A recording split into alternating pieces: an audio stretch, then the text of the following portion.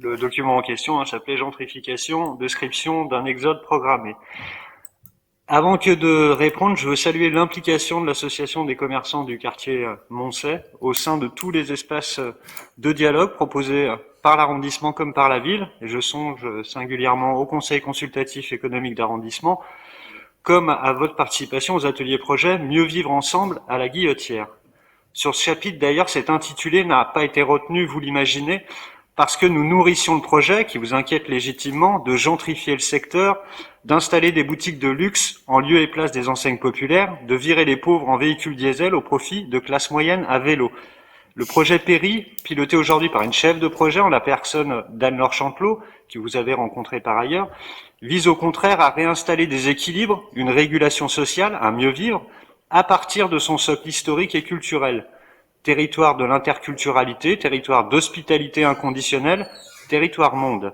Et si nous agissons de concert avec les services préfectoraux en matière d'ordre public, compétences régaliennes, si nous agissons de concert avec le parquet, avec une territorialisation dédiée, c'est parce que l'insécurité qui s'y est développée touche d'abord et avant tout les classes populaires qui sont et font le quartier.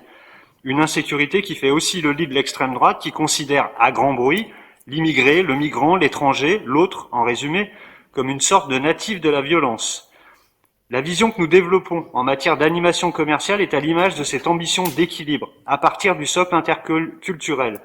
Et si nous laissons au seul marché, c'est-à-dire au jeu de l'offre et de la demande en matière d'offres commerciales comme en matière de logement, le soin de développer le secteur, soyez assurés alors de la gentrification du secteur.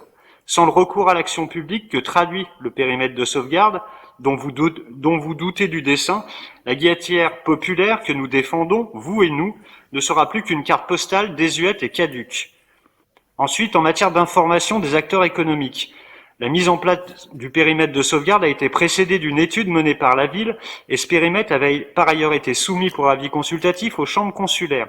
L'ensemble des motifs qui président à son instauration figurent dans la délibération du conseil municipal comme dans le rapport situé en annexe. Le cas échéant, nous pouvons bien évidemment vous retransmettre l'ensemble de ces documents. Précisons également que la newsletter de la DECA, la Direction de l'économie, du commerce et de l'artisanat de la ville de Lyon, informe très régulièrement l'ensemble des associations de commerçants, dont vous êtes, de toutes les actions menées par la ville en matière économique, comme le site internet de la ville qui explique en détail la procédure dédiée au droit de préemption commerciale. Vous aurez dans le texte intégral les liens à cette explication du droit de préemption. Pour autant, en quelques mots et en résumé, il n'est pas douteux que le périmètre de sauvegarde constitue l'un des outils effectifs de lutte contre la gentrification dans un secteur porte d'entrée de l'hypercentre que les investisseurs, que l'identité du quartier indiffère absolument, observent avec attention. Dès lors, vous auriez pu, et dû peut-être, nous questionner sur les moyens mobilisés pour le mettre en œuvre plutôt que sur le sens et l'intention politique qu'il traduit, car sur ce point, nous sommes en réalité parfaitement d'accord. Est-il besoin de préciser par ailleurs qu'en dépit des interventions publiques précédentes, les activités économiques du secteur n'ont pas connu de renouvellement significatif, puisque des activités similaires succèdent aux précédentes, avec une surreprésentation de certaines offres, en particulier de l'autre côté, dans le 7e donc, voire même avec des rues en monoactivité qui ne permettent pas aux consommateurs de réaliser des achats de proximité, les obligent à se déporter sur d'autres secteurs. Avec la mise en place du périmètre de sauvegarde, l'objectif consiste donc à maîtriser les implantations pour favoriser la création de parcours commerciaux avec une offre commerciale de proximité et l'installation de nouvelles activités complémentaires aux filières déjà présentes. Vous auriez pu et dû peut-être nous interroger sur les limites de l'action publique via un périmètre de sauvegarde qui ne prévoit que la préemption ordinaire, commerciale j'entends. Autrement dit, celle qui peut s'exercer sur les baux et les fonds commerciaux. Je vous aurais répondu que notre action vise à déployer davantage de moyens, notamment avec le recours à la préemption urbaine renforcée, qui requiert la mobilisation d'outils financiers métropolitains tels que la SEMPAT. Nous nous sommes assignés cet objectif et nous nous attelons à la tâche en ce moment même. Enfin, le périmètre de sauvegarde s'inscrit dans un projet de secteur que j'ai déjà évoqué autour de 3 objectifs sur le champ économique et commercial.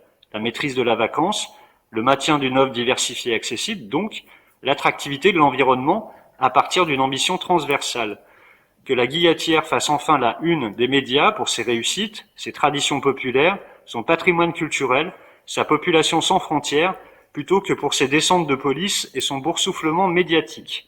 Dès lors, induire dans votre question qu'avec le périmètre de sauvegarde, nous serions les artisans d'un exode programmé, c'est se tromper profondément sur la nature de notre intention que j'espère avoir illustrée par ces quelques propos. Car si nous ne faisons rien sans intervention publique, il est bien certain que la guillotière se livrera mécaniquement au plus offrant et c'en sera fini de notre quartier monde.